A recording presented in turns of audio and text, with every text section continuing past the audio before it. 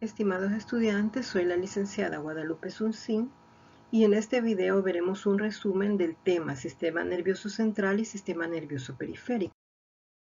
Los objetivos son definir el sistema nervioso central enumerando las estructuras que lo conforman, describir la conformación anatómica de cada uno de los órganos del sistema nervioso central y sus características, enumerar las meninges, sus características morfológicas, definir el sistema nervioso periférico enumerando las estructuras que lo conforman, describir la conformación del nervio espinal o raquídeo estableciendo su número por regiones, mencionar cuáles son los 12 pares de nervios craneales y enumerar los diferentes plexos nerviosos y los principales nervios que se originan de cada uno de ellos. El sistema nervioso, que es el encargado de todas las actividades que realizamos como seres humanos, entre ellas, sus funciones son permitir al cuerpo reaccionar constantemente a cambios del medio ambiente interno y también del medio ambiente externo. Controla e integra actividades del cuerpo como son la circulación, la respiración, la digestión y todas las actividades que constantemente nuestro organismo lleva a cabo. Estructuralmente se divide en un sistema central y un sistema nervioso periférico, esto en cuanto a las estructuras que lo conforman. Y en cuanto a la función, se divide en un sistema nervioso somático y un sistema nervioso autónomo. El sistema nervioso central está conformado por el encéfalo y la médula espinal. El encéfalo, a su vez, está conformado por el cerebro, por el tallo encefálico y el cerebelo. El cerebro, el tallo encefálico y el cerebelo son las estructuras que conforman al encéfalo. Y cuando hablamos del cerebro, este incluiría los hemisferios cerebrales y el diencéfalo. Y en cuanto al sistema nervioso periférico, está conformado por los nervios espinales o raquídeos que se originan de médula espinal y los nervios craneales que se originan de los hemisferios cerebrales y la mayoría de ellos del tallo encefálico. Estas estructuras están protegidas por el cráneo. Aquí podemos ver en esta imagen cómo se localizan dentro del cráneo. Tenemos los hemisferios cerebrales. Este es el diencéfalo conformado por el tálamo y el hipotálamo. Inferior a estas estructuras está el tallo encefálico. Posterior al tallo encefálico, el cerebelo, y en la parte inferior del tallo encefálico, la médula espinal. La médula espinal está protegida por las vértebras y por meninges, a ver más adelante. En cuanto a los hemisferios cerebrales, estos se dividen, el izquierdo del derecho, se dividen a través de una fisura longitudinal o interhemisférica. También podemos hablar de polos. Hacia el frente está el polo frontal, lateralmente el polo temporal y posterior el polo occipital. Y también podemos localizar superficies. Hacia la parte lateral tenemos la superficie dorsolateral. En la parte inferior, que es la que observamos acá, es la parte basal. Y si separamos a los dos hemisferios, ahí tenemos la superficie medial. Y es aquí en esta superficie medial en donde hay una estructura que conecta ambos hemisferios. Y este recibe el nombre de cuerpo calloso. También permite que fluya la información de ambos hemisferios.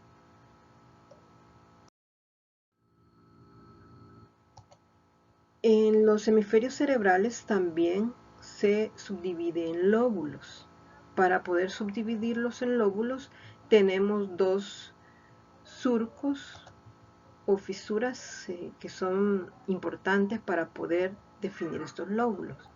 Estas fisuras son grietas. Las grietas que se forman acá en los hemisferios cerebrales reciben el nombre de surcos, o si son más pronunciadas, de fisuras. Y los pliegues que se forman acá reciben el nombre de giros o circunvoluciones. De esta manera vamos a tener un surco que es el surco central o de Rolando. Este es el surco central o de Rolando, que asciende, que se localiza de manera vertical, y otro que se localiza de manera horizontal, que es el surco lateral o de Silvio. Esos dos surcos permiten delimitar los lóbulos. Así, la porción que se encuentra anterior al surco central es el lóbulo frontal. Lo que se encuentra posterior al surco central es el lóbulo parietal. Y lo que se encuentra inferior al surco lateral o de Silvio es el lóbulo temporal. Y además tenemos el lóbulo occipital, que para ubicarlo tomamos en cuenta un surco que es de la cara medial, que es el parieto occipital, pero que se extiende hacia la cara dorsolateral. Un pedacito aquí en la cara dorsolateral. Y una muesca o hendidura parieto occipital. Entonces trazamos una línea imaginaria y de esa manera tendríamos el lóbulo occipital. En esta superficie dorsolateral y en estos lóbulos que acabamos de observar, acá podemos observar nuevamente el surco central y el surco lateral o de Silvio. Si este es el lóbulo frontal, ahí podemos ubicar un giro. Acá hay varios giros importantes en la cara dorsolateral. Vamos a ver un ejemplo de ello. Y uno es el giro precentral. Como su nombre lo indica, está anterior al surco central. Este pliegue que observamos acá es el giro precentral. Y es importante porque ahí está el área motora primaria. Tiene que ver con los movimientos de nuestro cuerpo, principalmente de las manos y principalmente para movimientos habilidosos. Y posterior al surco central está el giro poscentral, que ya estaría en el lóbulo parietal. Y este giro es importante porque aquí tenemos el área sensitiva primaria, todas las sensibilidades de dolor, temperatura, tacto, todo esto llega hacia el giro poscentral. Además, en este giro, este se llama giro frontal inferior, y esta área corresponde al área motora del habla, que también se le llama área de Broca. Esas son algunas áreas importantes en esta superficie dorsolateral. En la superficie medial ya ubicamos el cuerpo calloso y también aquí tenemos dos surcos. También hay otros surcos, pero vamos a mencionar dos de ellos en esta cara medial. Y estos son los surcos parieto occipital y el surco calcarino. En cuanto a las áreas adyacentes al surco calcarino, es importante porque aquí se localiza el área visual primaria.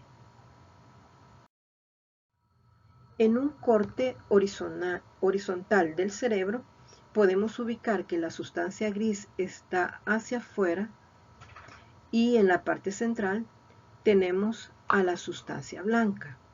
Dentro de esta sustancia blanca hay núcleos grises que a veces le llaman ganglios basales, y estos núcleos grises son el núcleo caudado, que va hacia la parte frontal, dirigiéndose a la parte frontal. Lateralmente tenemos el núcleo lenticular y medialmente tenemos al tálamo, que es parte del diencéfalo. Entre estos núcleos grises, tenemos una porción de sustancia blanca que se localiza entre ellos. Y este recibe el nombre de cápsula interna. Entonces, esta es la cápsula interna, esta porción de sustancia blanca que está entre estos núcleos grises. En cuanto a la parte de los hemisferios cerebrales, dentro de ellos vamos a encontrar espacios. Estos espacios reciben el nombre de ventrículos y son bien importantes porque en ellos hay estructuras que producen líquido cefalorraquídeo y en estos ventrículos circula ese líquido. Los ventrículos más grandes son estos que vemos en forma de C, que corresponden a los hemisferios cerebrales, y estos son los ventrículos laterales.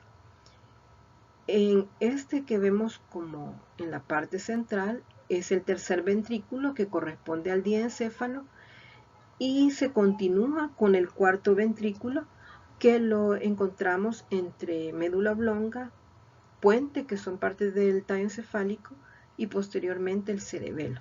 De esta manera ubicamos esos ventrículos, los laterales, el tercer ventrículo y el cuarto ventrículo. En cuanto al líquido cefalorraquídeo, el líquido cefalorraquídeo es un líquido claro e incoloro que protege al encéfalo y la médula espinal del daño físico y químico. También transporta oxígeno y glucosa desde la sangre a las neuronas. El líquido cefalorraquídeo se produce en estructuras especializadas llamadas plexos coroideos. Estos plexos coroideos se localizan en los ventrículos laterales. Ahí se produce el líquido cefalorraquídeo. Este líquido cefalorraquídeo pasa a través del agujero interventricular o de Monro al tercer ventrículo. En el tercer ventrículo hay más plexos coroideos y produce siempre más líquido cefalorraquídeo y pasa a través del acueducto mesencefálico o de Silvio hacia el cuarto ventrículo. En el cuarto ventrículo localizamos más plexos coroideos que también producen el líquido cefalorraquídeo, y este líquido sale por un agujero llamado mediano de Magendie, y el líquido cefalorraquídeo de esta manera sale de los ventrículos para circular tanto por médula espinal como por los hemisferios cerebrales y así rodeando a todo el sistema nervioso central. Este líquido, como constantemente se está produciendo, también tiene que estarse reabsorbiendo, y las estructuras que reabsorben el líquido cefalorraquídeo reciben el nombre de vellosidades aracnoideas. Ahora, en cuanto al tallo encefálico, la otra porción del sistema nervioso central, el tallo encefálico o tronco encefálico está conformado por tres estructuras. En la parte superior tenemos al mesencéfalo, formado por los pedúnculos cerebrales, son parte del mesencéfalo en la parte anterior. El puente, o también llamada protuberancia anular, y la médula oblonga. Esas son las tres porciones que forman el tallo encefálico. El tallo encefálico es muy importante porque una de sus funciones es que de ella se originan la mayoría de pares craneales, de nervios craneales, que ya vamos a ver cuáles son, y también tiene centros que controlan la respiración y el ritmo cardíaco. Entonces, una estructura muy importante que también permite que la información de médula espinal llegue al cerebro y del cerebro a médula espinal. En cuanto a la médula espinal es la parte inferior del sistema nervioso central y se extiende desde el agujero occipital hasta la vértebra L1 o L2. Ahí termina, y ahí donde termina recibe el nombre de cono medular. En cuanto a sus funciones, participa directamente en el control de los movimientos del cuerpo. Esto lo hace a través de los nervios espinales que se originan de ella. En la regulación también de funciones viscerales, porque tiene que ver con tanto por el sistema simpático como parasimpático. Procesa la información sensorial que procede de los miembros, del tronco y de muchos órganos internos. Toda la información sensitiva llega a médula espinal y él la procesa y la envía. Proporciona un conducto para el flujo longitudinal de información que se dirige al cerebro y que procede del mismo. La médula espinal mide aproximadamente de 40 a 45 centímetros y está protegida por 3 capas meníngeas. Acá vemos una de esas capas meníngeas, que es la dura madre. La dura madre envuelve a toda la médula espinal, y las raíces lumbosacras, que están inferior a la médula espinal, las envuelve, y por eso recibe el nombre de saco dural. Esto verde que vemos es el saco dural.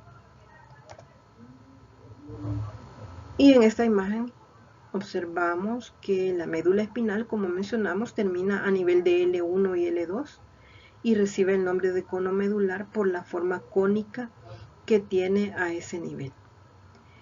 Los nervios espinales que se originan de médula espinal salen por su respectivo agujero interventricular o de conjunción, pero en la parte inferior, como médula termina a nivel de L1 y L2 y las vértebras continúan, las raíces de la parte lumbar y sacra, las raíces lumbosacras, son más largas para salir por su correspondiente agujero intervertebral.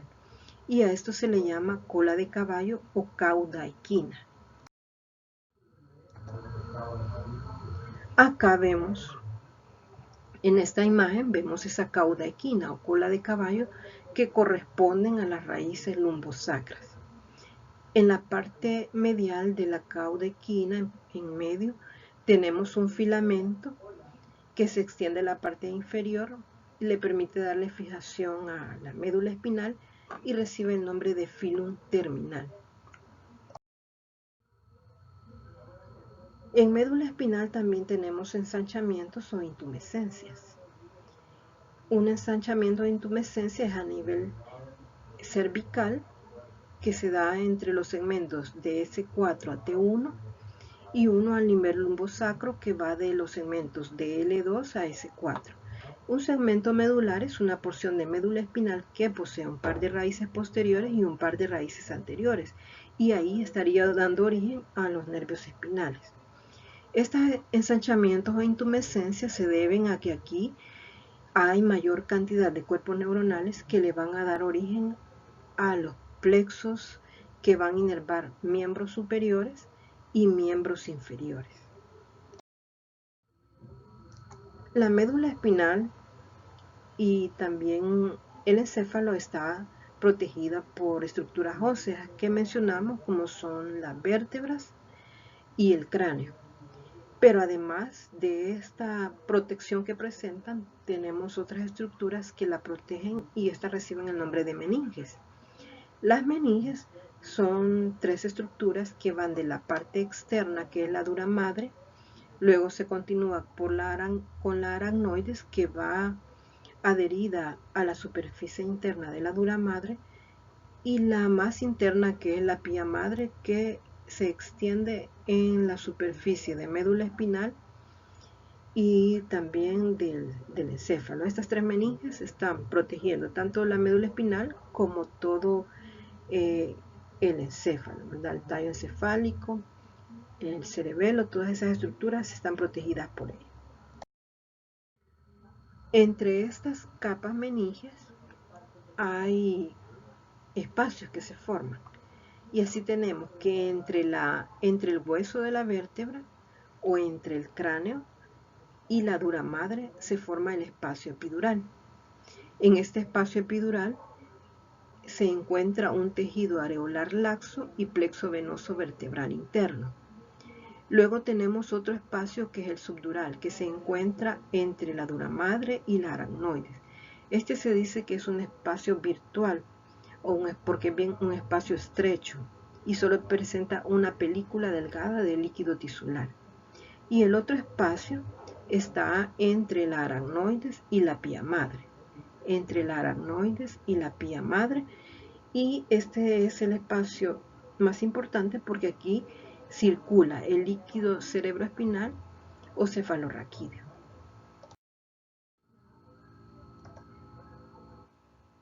La superficie anterior de médula espinal tiene la característica que presenta dos surcos. Uno exactamente en la parte medial, que es la fisura mediana anterior, que es bastante pronunciada. Y en las partes laterales, un surco que es el surco anterolateral. Acá en este surco anterolateral están emergiendo las raíces ventrales. De aquí emergen las raíces ventrales que van a dar origen luego a un nervio espinal, junto con las raíces dorsales. Acá en la superficie posterior tenemos también el surco que está en medio, que sería el surco mediano dorsal, pero no es tan pronunciado como el anterior. Y el surco dorsolateral, que es donde están penetrando las raíces dorsales o posteriores. Estas raíces dorsales o posteriores son sensitivas, son las que llevan la sensibilidad a médula espinal. Y las que acabamos de mencionar anteriormente en el surco mediano, en el surco ventrolateral, son motoras. También tenemos el surco intermedio dorsal, que solo presenta la superficie posterior. Por lo tanto, en la superficie posterior tenemos tres surcos: el mediano dorsal, el intermedio dorsal y el dorso lateral. Tenemos también un ligamento dentado, que es una estructura que se extiende desde la pía madre a la aracnoides y le permite darle fijación lateral a la médula espinal. En la parte lateral le da fijación. En cuanto a la terminación de la médula espinal, es importante tenerla en cuenta para algunas técnicas, por ejemplo la punción lumbar. La punción lumbar es una técnica que se utiliza para extraer líquido cefalorraquídeo, para hacer algún examen bacteriológico, para inyectar medicamentos o para inducir anestesia. Y acá tenemos que tener en cuenta que médula espinal termina a nivel de L1 a L2. Teniendo en cuenta eso, se le pide al paciente que se coloque en decúbito lateral y al ponerse de decúbito lateral se toman las partes más altas de la cresta ilíaca, la parte superior de la cresta ilíaca, y ahí se traza una línea imaginaria. Esa línea imaginaria estaría pasando a nivel de la cuarta vértebra lumbar. Y la punción lumbar puede hacerse a nivel entre la cuarta y la tercera, L3 y L4, o preferentemente entre la L4 y L5, y ahí no hay peligro de que se dañe la médula. Ahora, en cuanto a los nervios espinales o raquídeos, en esta imagen vemos un corte de médula espinal. En la parte central tenemos a la sustancia gris como forma de H y rodeando a la sustancia gris la sustancia blanca. Y acá tenemos los surcos, que este sería el dorso lateral y este es el surco ventrolateral. En el dorso lateral entran las raíces dorsales y estas raíces dorsales presentan un ganglio, que es el ganglio de la raíz dorsal, en donde están los cuerpos neuronales que llevan una información sensitiva hacia la médula espinal. Por eso estas raíces son sensitivas. Y de las ventrales salen las raíces ventrales, que son motoras, tienen una función motora. Estas dos raíces se unen a nivel del agujero intervertebral y forman el nervio espinal. A su vez, el nervio espinal luego se divide en una rama dorsal que van para la espalda y unas ventrales que son las que vamos a ver, que algunos de ellos forman plexos y van a los miembros superiores e inferiores.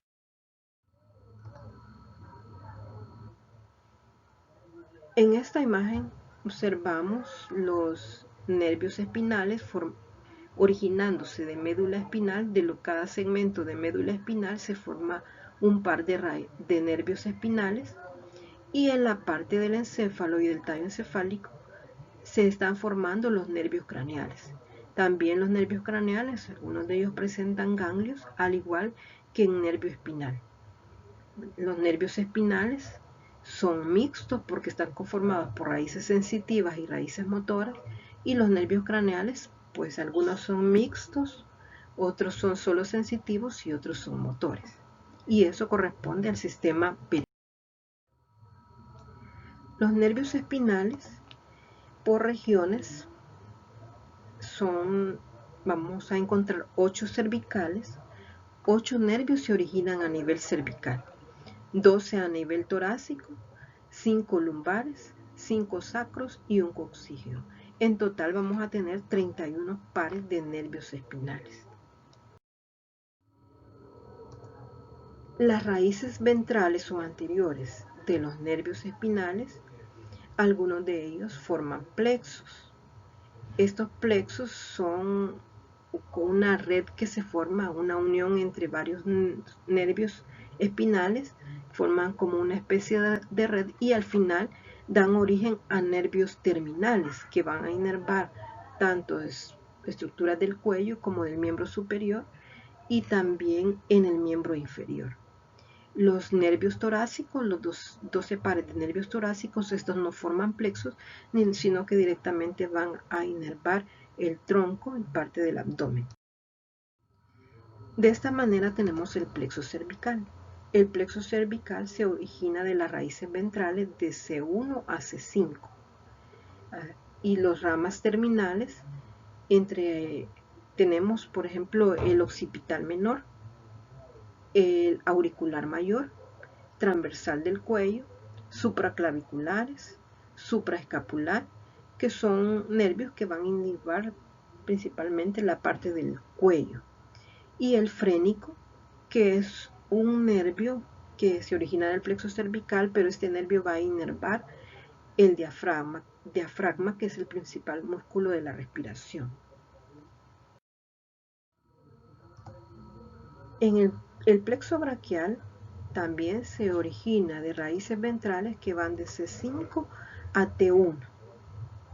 Acá vemos cómo se unen entre sí y dan ramas terminales, como son el nervio radial, el nervio axilar, el nervio musculocutáneo, el cubital o ulnar y el nervio mediano, que están inervando el miembro superior. Se distribuyen a inervar diferentes músculos y piel de miembro superior. El plexo lumbar, este se origina de las raíces ventrales de L1 y L4 y da ramas terminales como son la femoral lateral cutánea, que inerva la piel de la parte lateral del muslo, el femoral, que va para el muslo, a inervar músculos del muslo en el compartimiento anterior, el obturador, que inerva los músculos aductores, hilo hipogástrico e hilo inguinal. El plexo sacro es el último plexo y se origina de L4, está formada de las raíces ventrales de L4 a S3 o S4. Y las ramas terminales que se originan de este plexo son el gluteal superior, el gluteal inferior, que como su nombre lo indica va a inervar músculos de la región glútea, el femoral cutáneo posterior, que va a inervar la piel del compartimiento posterior del muslo, y el nervio ciático, que es el que inerva el muslo en la parte posterior, en la pierna y el pie, y es el nervio más grueso de nuestro organismo. Los nervios craneales son 12 pares. Dos de ellos, los primeros dos, se originan del encéfalo, que son el olfatorio y el óptico. Los restantes 10 pares craneales se originan del tallo encefálico. El oculomotor y el troclear, que son el tercero y cuarto par, se originan del mesencéfalo. Del puente se origina el quinto par, que es el trigémino. De un surco llamado surco bulbo-protuberencial se origina el nervio abducente, luego el nervio facial y el vestíbulo coclear.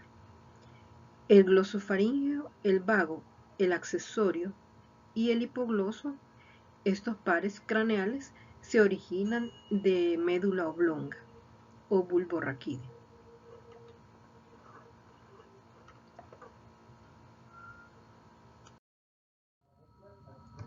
Y acá observamos a estos nervios craneales, que son el olfatorio, como su nombre lo indica, tiene la función del olfato.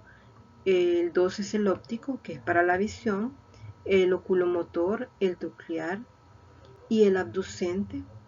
El oculomotor y el troclear mencionamos que se originan del mesencéfalo, y el abducente en el surco bulbo-protuberencial. Estos 3 pares craneales tienen la función de inervar a los músculos extrínsecos del ojo para poder moverlos.